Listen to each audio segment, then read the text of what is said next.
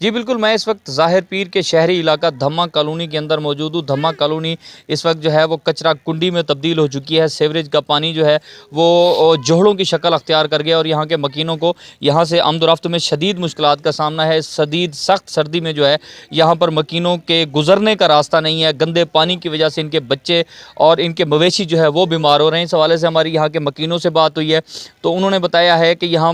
دھما colony کے ایک طرف جو ہے سیوریج لائن بھی بچھا دی گئی ہے اور اس طرف جو ہے زندگی کی تمام سہولیات دے دی گئی ہیں، لیکن ایک طرف اسی کالونی کی دوسری طرف جو ہے وہ کوئی 10-15 گھر ہیں جنہوں نے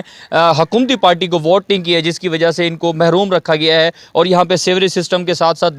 تمام جو بنیادی سہولیات ہیں وہ فراہم نہیں کی گئی۔ اس بستی میں صفائی کا کوئی نظام نہیں ہے، جس کی وجہ سے ان کے بچے جلدی امراض میں مبتلا ہو رہے ہیں اور یہاں پہ جو ہے آمد و رفت میں بھی ان کو شدید مشکلات کا سامنا ہے۔ اس حوالے سے بستی کے مکینوں نے ایڈمنسٹریٹر ٹاؤن کمیٹی ظاہر پیر اور ڈپٹی کمشنر رحیم یار خان سے اپیل کی ہے کہ فوری طور پر اس معاملے کا نوٹس لیں اور بستی دھما کے اندر جو ہے وہ سیوریج سسٹم کی بحالی کے لیے فوری طور پر اقدامات اٹھائیں تاکہ یہ بھی